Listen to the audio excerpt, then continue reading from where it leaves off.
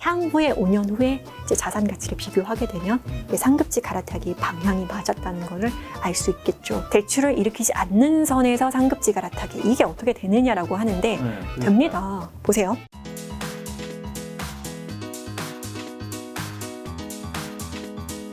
오늘 책은 입지 센스입니다.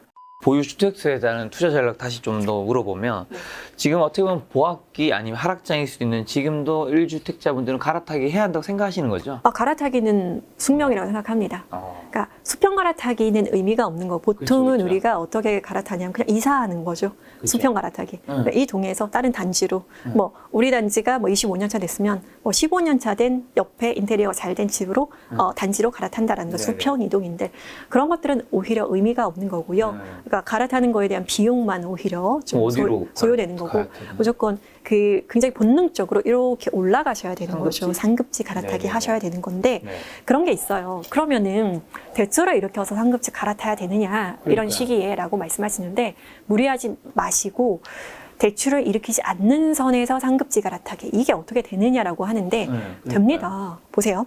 하급지에서 상급지로 갈아탈 때는 1대1로 갈아타기는 굉장히 어려워요. 그리고 하급지 30평대에서 상급지 30평대로 갈아타기 어렵습니다. 어렵죠. 30평대면 상급지 20평대라든지 규모를 다운사이징 한다든지 아니면 하급지 신축이었다면 상급지 구축이라든지 이렇게 뭔가를 하나 내려놓은 상태에서 갈아타야 되는데 단 대출을 일으키지 않는 않는 조건이죠. 왜요? 대출 왜요? 왜냐하면 하락합니다. 하락기라는 전제 조건이잖아요. 물론 본인이 감당할 수 있는 선에서 현금으로 우리 부부 맞벌이 소득이 1,000만 원이야.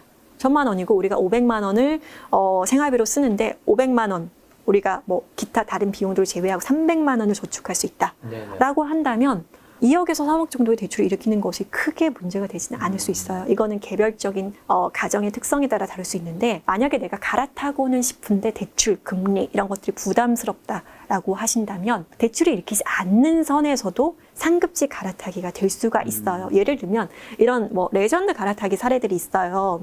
뭐가 있냐면 고양시에서 기축단지에서 내가 실거주를 했습니다. 근데 상급지 갈아타기 하고 싶었어요. 그러면 서울로 은평구로 들어옵니다. 은평구로 들어왔을 때 이게 은평구에서 실거주가 어려울 수도 있어요. 왜? 더 상급지고 더 비싸니까. 대출을 일으키지 않은 상태에서는 고양시에서 은평구로 이제 대출을 일으키지 않고 이렇게 들어오기 쉽지는 않아요. 근데 고양시가 30평형이었고 은평구가 뭐 20평대라면 가능할 수는 있어요. 있는데 예를 들면은 뭐 이런 건 있을 수 있죠. 내 집을 마련한다는 게 마련하는 방법에 되게 여러 가지가 있어요. 그러니까 실거주도 있고 전세를 끼고 미리 사놓는 방법도 있고 그 이후에 이제 세입자를 전세 퇴거자금 대출을 일으켜서 이제 세입자분들 이제 나가시고 내가 실거주 할 수 있는 그 자금 여력이 됐을 때 이런 방법이 있고요. 그 다음에는 몸테크의 방법도 있어요. 재개발 재건축하는 곳 예를 들면 고양시라고 한다면 또 상급지로 가고 싶은데 내가 직장도 광화문이야. 그러면은 사실 이쪽 은평구로 나오는 게 맞죠. 사실 더 나오면 서대문구로 나오는 게 다 맞죠. 이렇게 가야 되는데 고양시 30평대에서 바로 은평구로 오기가 쉽지 않다라고 하면 이렇게 선택할 수 있겠죠. 재개발을 선택합니다. 예를 들면 고양시 내에서 7억개 아파트를 보유하고 있어요. 7억 정도의 시세로. 근데 대출이 1억이었어요. 왜? 나는 3억짜리 아파트를 매수했는데 3년 동안 2배가 오른 거예요. 2배 이상. 보통 지금 그렇게 올랐었거든요. 그래서 3억의 아파트를 마련하면서 1억의 대출을 일으켰어요. 그렇다고 하면 현재 시세는 7억인데 대출이 1억인 거죠. 그럼 순자산이 6억인데 비과세 받으니까 대단한 거거든요. 근데 실제로 1주택을 보유하고 계신 분들은 이런 경우가 되게 많아요. 순자산 6억이면 사실 서울에서 가실 수 있는 후보지 되게 많은 거 아세요? 되게 많은. 근데 많은 분들이 서울은 비싸라고 단념하시는 경우가 많아요. 그래서 이제 고양시를 이제 비하하는 건 아닌데 고양시가 너무 살기 좋아요, 사실은. 그 안에서 굉장히 일기 신도시 거주하시는 분들이 굉장히 그런 경향이 있어요.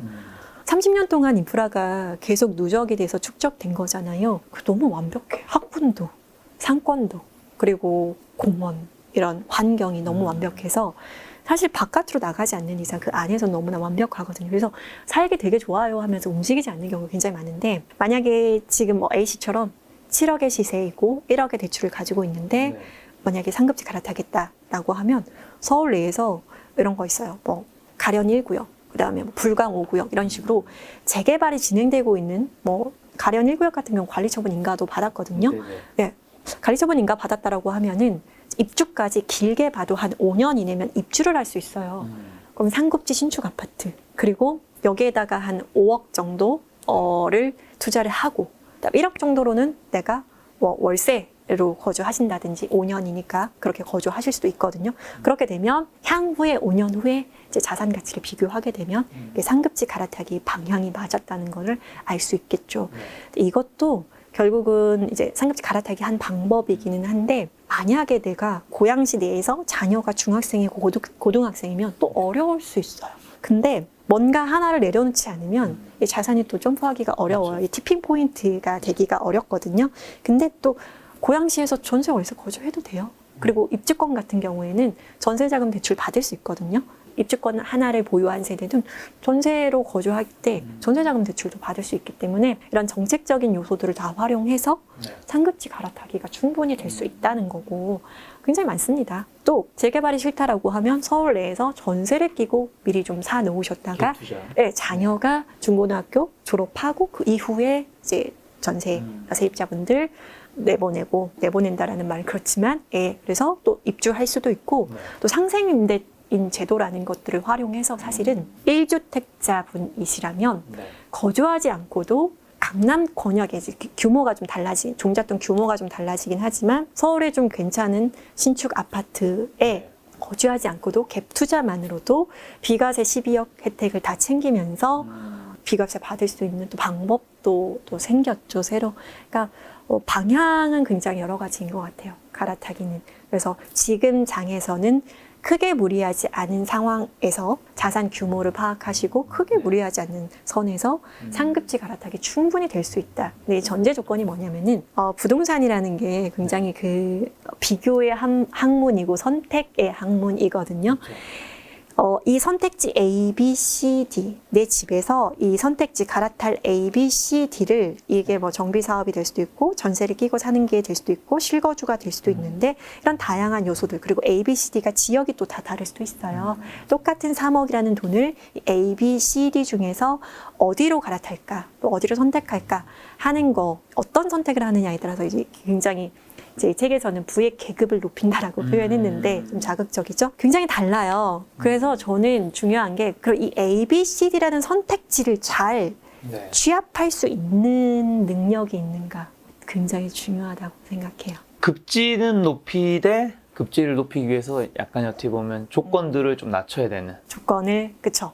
그러니까 뭔가 하나를 포기할 수 있어야지 이 이후에 자산 상승이 올 수 있겠죠. 그리고 급지를 굉장히 중요시하기 때문에 예를 들면 상급지라고 한다면 뭐 강남구라든가 서초구, 송파구, 용산구 레전드 사례들이 있어요. 예를 들면 최근 뭐 4년 동안 일어난 일이에요. 예를 들면 하남에서 2014년에 하남 아파트를 분양을 받았어요.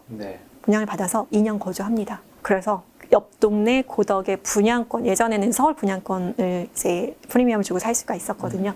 서울 분양권을 3천만 원을 주고 프리미엄을 주고 사서 고덕으로 이주합니다. 그래서 고덕에서 2년 거주하고 비과세 다 챙기고 방배 재건축으로 물건을 매수해서 지금 그 구역도 이주 중입니다.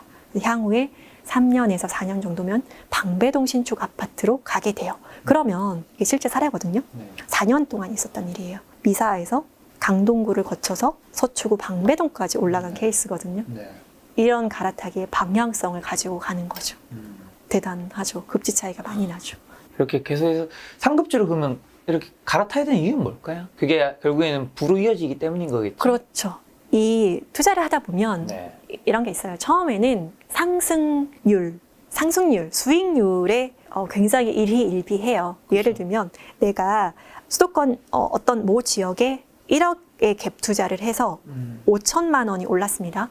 50%의 상승이죠. 수익률로 따지면. 굉장히 좋아요. 그래서 50%의 상승인데 서울에 3억의 갭 투자를 했는데 30% 올랐어요.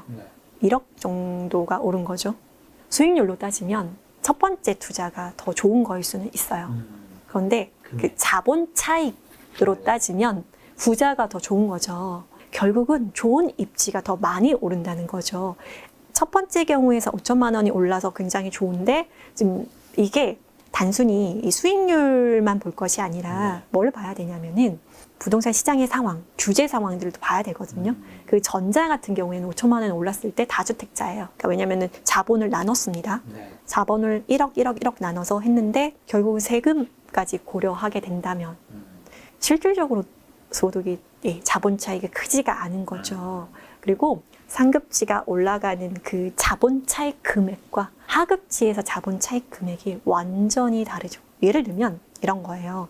마포의 신축 모 아파트, 한강이 보이는 신축의 모 아파트가 있는데 이 아파트가 최근 한 상승장에서 8억 정도가 올랐어요. 한 5년 만에 8억 정도가 올랐습니다. 근데 이분이 갈아탔어요. 한 4년 전에 갈아탔습니다. 2년 거주하고 4년 전에 갈아탔는데 반포의 모 아파트, 기축 아파트로 갈아탔어요. 15억이 올랐죠. 여기는 8억이 올랐고 여기는 15억이 올라요. 오르는 속도가 그리고 오르는 그 절대 자본 차익 자체가 인생이 바뀌셨겠네요. 네. 그리고 저는 이제 그렇게 생각해요. 부동산 투자는 모두가 전문가가 될 수는 없습니다. 그렇죠. 그래서 우리 월급쟁이들은 어떻게 투자해야 되냐면 심플하게 투자해야 되고요. 집 한두 채. 그러니까 우리가 다주택자 될 수는 없잖아요. 네. 집을 절세 전략을 이용해서 한 채, 두 채, 사실 최대 세 채까지 운용을 하면서 이 세 채를 비과세로 다 이용할 수 있는 전략, 임대사업자 내지 않고도 주택 1, 주택 2, 하나는 주택이 될 수 있는 상가나 토지나 도로나 이런 것들을 활용해서 세 채의 주택, 자본이 허락하는 한에서 세 채의 주택을 돌리면서 최대의 자본 차익을 거둘 수 있는 방법이 있고요. 책에 설명을 자세하게 드렸어요. 굉장히 심플한 거예요. 그러니까 보통 일반인들은 한 채로는 아쉬워요. 왜냐하면 한 채로는 내 집이 오르면 다른 집도 오르기 때문에 따라가기가 사실 어렵거든요. 알려주세요, 빨리. 네, 한 채라는 거는 결국은 이게 그러니까 자산을 역전시키기가 굉장히 어려워요. 우리는 그렇죠. 근데 자산을 역전해서 계급의 사다리를 타고 싶은 거잖아요. 이게 어려운 거예요. 근데 이제 그 다주택, 그러니까 부자로 가는 길은 다주택이 필수예요. 피할 수 없는 길이긴 한데 이 다주택을 어떻게 정의할 것인가. 일반인은 이 두 채로도 충분히 가능합니다. 똘똘한 두 채, 즉 입지 센스를 잔뜩 발휘해서 역동적인 지역에 이 두 채를 놓으면 절세 하면서 빠르게 올라갈 수 있어요. 이게 아까 제가 말씀드린 예를 들면 뭐 하남에서 방배까지 가는 이런 전략들이 될 수도 있고 이제 책에서 말씀드린 뭐 일시적 2주택이라든지 아니면 대체주택을 활용한 이런 전략들이 될 수도 있고요. 그러니까 제가 심플해야 된다는 얘기가 뭐냐면은 우리가 직장생활 하는 것도 힘들어요. 너무 힘들잖아요. 그렇죠. 네, 원래 또 직장생활 하셨잖아요, 공무원. 했죠. 네, 10년 정도 하셨나요? 했습니다. 힘듭니다. 제가 이제 그 공무원 생활하면서 이제 임장 다니고 부동산 공부했는데 사실 굉장히 어렵고 이 시간을 확보하기 위해서 제가 그러니까 공무원 시험을 2번 봤어요. 공무원 시험을 2번 봤다고? 2번 봤어요. 첫 번째 이제 제가 전일제 공무원으로 근무하다가 6시 끝나잖아요. 근데 6시 칼퇴근하기가 어려워요. 칼퇴하기 어렵고 이제 퇴근해서 이제 밤임장을 다니는데 항상 아쉬운 거예요. 이 낮 시간은 어떨까? 아이들이 학원 다니는 모습은 어떻지? 그리고 낮에 보는 이 지역은 어떤가? 다르죠. 그리고 시간 막 2시간 임장하면 더 볼 것 더 못 보고 그리고 부동산 소장님들도 문 닫고 가는 경우도 많이 있고 해가지고 지금 제약이 많아요. 그래서 한 번 더 시험을 봤어요. 그 2시까지만 일하는 단일제 공무원 시험 봐서 그래서 2시까지 근무했어요. 그럼 이게 뭐냐면은 2시부터 6시, 8시까지 임장할 수 있는 시간이 확보가 되는 거예요. 그래서 그런 식으로 했는데 사실 일반적인 직장인은 그렇게 하기가 힘들어요. 주말에 임장 다닐 수 있고 막 그런 거여서 되게 힘든데 그래서 심플해야 돼요. 그래서 이게 주택 한 채가 예를 들면은 이 상급지에 닿잖아요. 저는 볼륨이 커진다고요. 자산 볼륨이 이렇게 커지면은 그 안에서 사부작 할 수 있는 일들이 너무 많아져요. 저는 그게 이제 예를 들면 뭐냐면은 제가 이제 뭐 예를 들면 5억이라는 자본을 투입해서 아파트를 샀어요. 샀는데 이 아파트가 나중에 뭐 2억 정도의 대출을 일으켰고 이 아파트 나중에 10억이 되잖아요. 10억이 되면은 그 안에서 그 집을 저는 베이스 캠프라고 말씀을 드리거든요. 이 베이스 캠프를 활용해서 이 집이 되게 많은 기회를 줘요. 얘가 볼륨이 늘어나면 얘에서 예를 들면 얘에서 더 대출을 일으켜서 B 주택을 매수할 수도 있어요. 이 B 주택이 뭐 재개발의 도로일 수도 있고 뚜껑일 수도 있고 또 다른 B의 주택일 수도 있는 거고요. 이건 되게 여러 가지예요. 그다음에 나는 주택을 마련하기는 싫어. 나는 한번 사업을 하고 싶어. 라고 한다면 이 주택을 이용해서 사업자 대출을 일으켜서 사업을 할 수도 있어요. 뭐 프랜차이즈를 한다든지 아니면 뭐 다른 현금 흐름이 될 수 있는 이자를 감당할 수 있고 플러스 알파 남을 수 있는 이 집을 활용해서 또 사업 자금을 일으켜서 현금 흐름을 또 같이 투트랙이죠. 시세 차익과 현금 흐름 이런 투트랙 전략을 또 할 수 있는 여러 가지 기회를 제공을 해줘요. 이 집이 똘똘할수록 여러 가지 전략들이 A, B, C, D 전략이 계속 나오는 거죠. 그래서 이 집 한 채, 잘 마련한 집 한 채로 사실 저도 굉장히 많은 혜택을 누리고 있어요. 저 이 집으로 사업도 하고 있고요. 저 이 집으로 가지치기를 되게 많이 했어요. A, B, C, D 이런 식으로. 그렇죠. 그럼 얘가 약간 이게 뭐지? 손오공 후 하는 분신. 분신술. A, B, C, D 헐헐이 계속 일해주는 거예요. 저자님도 실제로 이제 뭐 약간 부모님한테 뭐 받으신 게 많지 않으셔서 결혼 전까지 이제 무허가 비닐하우스에 거주하시다가 맞아요. 이제 공무원으로 일하시고 첫 집 마련 이제 10년 만에 마이너스 3천만 원에서 순자산 30억 원 정도를 만드셨다고. 아, 그렇죠. 2020년 기준으로 순자산 30억, 그러니까 100배인가요? 100배? 그러니까 메시지가 뭐냐면 결국은 나 혼자 일하는 거하고 자본이 같이 띄워주는 거하고 너무 다르다는 거죠. 완전히 다르죠. 저는 근데 이 수치에서 그래도 좀 솔직하시다라는 생각은 들었어요. 뭐냐면 이제 부동산 하시는 분들이 100억? 자산을 그 사실 부채 포함해서 많이 표시하잖아요. 다 100억이죠 뭐. 서울 아파트 몇 채 보유하면 다 100억이에요. 근데 사실은 네. 부채 내 돈은 아니잖아, 솔직히. 아니죠. 그리고 이게 사실 나는 순자산으로 까인다 생각해. 맞아요. 이게 순자산도 그리고 보통 어떻게 계산해요? 솔직한 분들도 순자산 어떻게 계산하냐면은 그 세금 안 뗀 거 이거 세금 때문에 엄청 많거든요. 그렇죠. 저 솔직하게 말해. 아무튼 그래서 보통 이제 투자 좀 하셨다 하시면은 서울에 아파트 몇 채 이렇게 있으시고 또 법인으로 또 투자하셔가지고 다 합치잖아요. 다 합치죠. 한 100억이 안 되면 이상한 거 사실. 그런데 어쨌든 그렇습니다. 이제 뭐 인플루언서들의 뭐 나는 100억이야 이런 거에 너무 뭐 그렇게 하지 너무 마시고. 현혹될 필요는 네, 없다. 없습니다. 그래서 작아지실 필요 없어요. 네. 네, 까고 나면은 사실 많지 않을 수 있습니다, 여러분, 비슷합니다. 정말로. 근데 어쨌든 원래 이제 무허가 비닐하우스에도 거주하시고 했는데 10년 만에 어쨌든 마이너스 3천만 원에서 30억 원 순자산 만들게 된 비결은 뭐였던 것 같으세요? 아, 비결은 일단 정말 입질에 보는 눈. 근데 제가 진짜 첫 투자가, 그러니까 뭐 제가 뭐 이런 골드 버튼을 받은 우리 너무 좋은 방송 김 작가 TV 네네, 뭐 이런 데 감사합니다. 나오고 막 이러니까 이제 굉장히 뭐 대단한 사람으로 뭐 투자의 귀재를 받는 전혀 아니고요. 저의 첫 투자는 폭망이었습니다. 맞아요. 저 찾아보니까 처음에는 이제 불이익 분들처럼 시행착오 굉장히 많이 뭐 겪으셨다고. 이불킥 많이 했어요. 네, 어떤 것들이 있었죠? 지금도 사실은 뭐 제가 잘 모르는 분야 같은 네. 것들은 위태위태합니다. 되다고요. 저 처음에는 이제 경매 했었고 입지 모르니까 어디에 남양주 어디에 뭐가 된대. 근데 재개발도 몰라요. 근데 재개발 물건 막 딱 사고 그래서 망했나요? 망했죠. 망했고 지금 제가 한 15년 전인가 투자한 거였어요. 근데 그때 이제 본격적으로 투자한 게 아니었고 이제 못 모르고 이제 투자했던 건데 15년 전이었는데 이제 재개발 이제 시작하고 있어요. 네, 그랬어요. 그래서 이제 실질적으로 거의 마이너스로 이제 던졌고 토지 투자했었죠. 토지 투자했는데 계약금 다 날렸어요. 3,400만 원. 3,400만 원 날렸고 언급하지 않은 많은 것들이 있습니다. 수익이 미미하거나 이런 것들. 그리고 저도 지금도 사실은 뭐 제가 잘 모르는 지역도 투자해봐요. 하는데 지금 망하고 있는 곳들이 또 있습니다. 이런 그런 경험치들의 합이긴 한데 제가 잘 아는 지역, 제가 훤히 들여다보고 있는 수도권에서는 굉장히 선방하고 있고, 그러니까 결국은 입지를 포인트로 잡은 곳들은 실패하지 않았던 것 같아요. 네, 그러면 그렇습니다. 이 초보자분들일수록 이런 시행착오로 내 온몸으로 겪어야 되잖아요. 맞아요. 이거 조금 많이 겪어보셨으니까 네. 초보자분들에게 뭔가 해주고 싶은 메시지 하나 있을까요? 네. 지금 그리고 특히나 뭐 20대 분들, 30대 분들이 많이 질문하는 게 뭐냐면은 저 3천만 원 있는데 뭐 살까요? 5천만 원, 뭐 3천만 원, 5천만 원, 1억 뭐 살까요? 근데 심지어 1,000만 원 이거 있어요. 왜냐면은 뭐 사회초년생 같은 경우는 이제 직장 생활 얼마 하신지 안 되니까 그럴 수 있는데, 근데 제가 뭐 1,000만 원, 3천만 원 있을 경우에 꼭 집을 사야 되나요?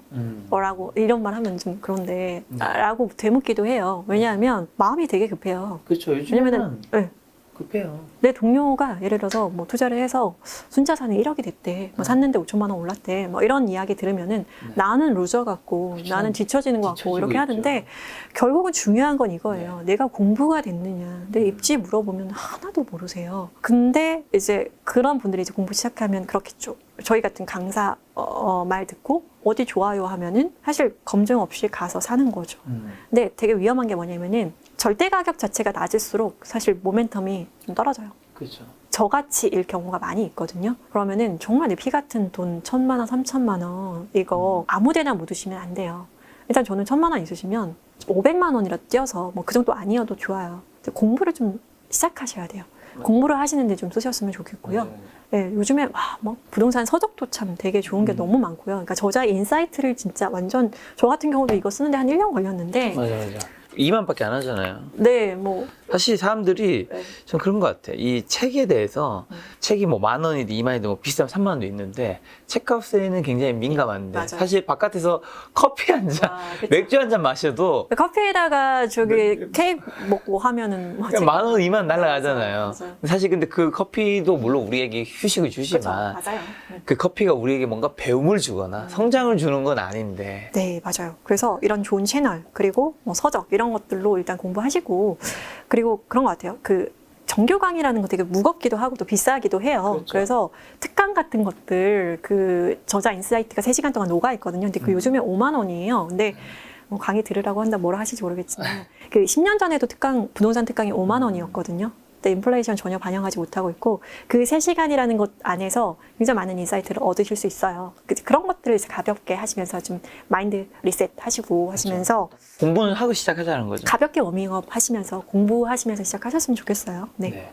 자, 그럼 무주택자분들 이제 투자 전략은 어떻게 될까요? 무주택자분들은요. 지금은 어떻게 됩니까? 지금 많은 여론은 이런 것들이 있는 것 같아요. 제가 보면 지금 이제 하락기가 시작되는데 그럼에도 불구하고 많은 전문가분들은 무주택자분들은 일단은 내가 1주택자가 되는 게 중요하다. 그렇기 때문에 네. 가격이 오르다 이걸 너무 따지지 말고 바닥을 찾기도 힘들다. 사라는 얘기를 많이 하시는 것 같고 네. 그 댓글을 보면 지금 하락기 진입해 하는데 사라고? 야, 이거는 너가 전문가 맞냐? 아니 조금 그래도 좀 떨어지고 한데 바닥이 그래도 완전히 잡을 수는 없겠지만 떨어졌을 때 사라고 해야 되는 거 아니냐? 시장을 정확하게 읽고 계시네요. 역시. 그 두 축이 굉장히 맞아요. 대립되는 것 같아요. 그러니까 전문가분들도 사실은 이런 댓글을 나올 거 알면서도 그렇게 얘기하는 이유는 또 있는 것 같고 저는. 그렇죠. 근데 그런 것 같아요. 어떤 방법으로 또 사느냐도 되게 중요하고 네. 저는 일단 무주택자분들은 청약은 계속 시도하셔야 돼요. 지금 장에서도 청약은 좋거든요. 근데 지금 예를 들면은 뭐 지방도 그렇지만 경기권역 그리고 인천 이런 데는 커트라인이 10점대가 나와요.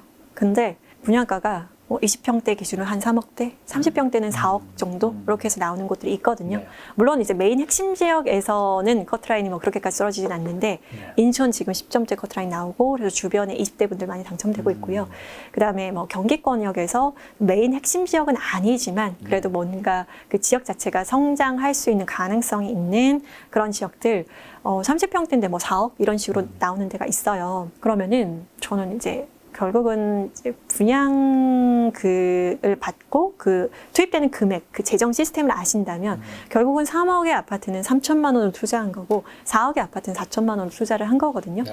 이렇게 생각하시면 좋을 것 같아요. 내가 지금 종잣돈이 더 많으신 분들은 청약보다는 다른 더 좋은 주택도 마련하실 수가 있어요. 지금 언급한 이런 곳들은 핵심 입지가 또 아닐 수도 있는 그런 경우가 많이 있고 해서 종잣돈 규모가 적은 20대, 30대 분들이라면 그리고 청약 가점도 낮다라고 하면 청약 적극적으로 도전해보세요. 그래서 청약도 아파트가 지어지는 동안 한 뭐 3년 걸리잖아요. 그리고 3년 하고 또 2년 거주하시면 5년이라는 시간이 지나가는데 그동안 비바람, 폭풍 뭐 다 지나가고 내가 거주해서 좀 매도하려고 하는 시기에 또 다른 뭐 기회가 올 수 있는 그런 장이 또 올 수가 있어요. 그래서 무주택으로 남지 마시고 일단은 종잣돈 규모가 작으신 무주택 분들이라면 청약은 일단 숨 쉬듯이 자연스럽게 해보시고 만약에 본인이 돈이 조금 여유가 있는 분이에요. 그럼 네. 그분은 청약 기다려야 될까요? 그냥 기존에 있는 구축들을 기존에 있는 사야 아파트 될까요? 매수하시는데요. 지금 사야 하느냐에 네. 대해서는 반드시 분석하셔야 되는데요. 저는 이게 사실 보이거든요. 네. 이 지역 A, B, C들을 비교하면 네. 보이는데 이게 안 보이세요. 근데 일단은 시장을 좀 보시면서 일단 내가 어느 지역 내 예산으로 어느 지역 어떤 아파트 매수할 수 있는지에 대한 후보군 리스트를 이렇게 좀 체크를 하세요. 리스트업을 하시고 그 아파트들을 좀 지켜보시는 거예요. 네. 근데 아마 이게 지금 싼지 비싼지에 대한 감이 안 오실 거예요. 그렇죠, 그렇죠. 네, 조금 공부가 되시면 예를 들면 뭐 어떤 게 있을까요? 금매가 나오는 진짜 2020년 하반기 뭐 이때 가격으로 나오는 그런 아파트들 지금 꽤 있어요.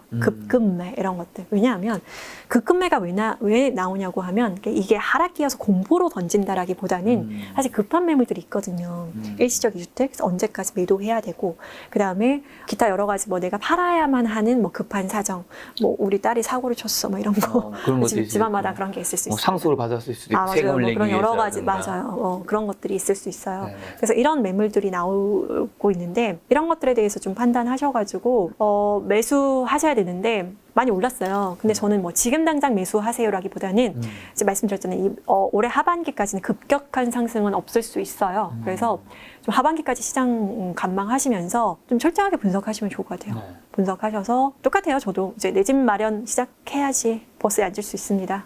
네. 네, 시행착오 경험치를 쌓아야지 여기서 이제 저도 이제 경험치를 쌓았기 때문에 나아갈 수 있었던 거거든요. 네. 나아가야 됩니다. 저점은 전문가들도 아무도 알 수 없기 때문에 저점에 사야지. 최저점 어렵습니다.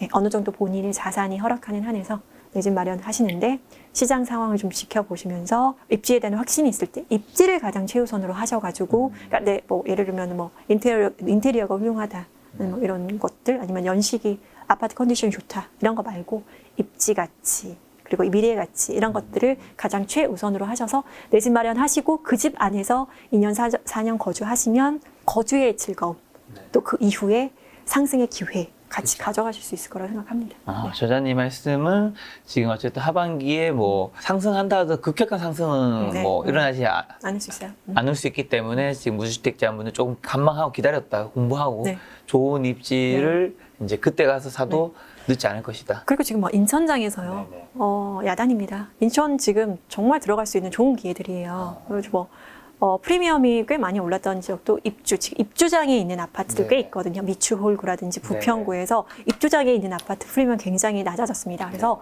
1억 초반으로도 신축 아파트 매수할 수 있는 곳들 많이 있습니다. 그래서 내가 뭐 현재 서울 서남권 권역에서 혹은 부천 쪽, 시흥 쪽에서 전세 거주하신다라고 하시는 분들은 인천권역 꼭 임장하시고 시장 상황 살피셔서 오히려 지금 기회가 될 수 있으니 2년, 4년 거주하시면서 인천의 입주 물량이 어느 정도 마무리되는 시점에 또 다른 기회, 갈아타기를 노려보시는 것도 저는 좋다고 생각합니다.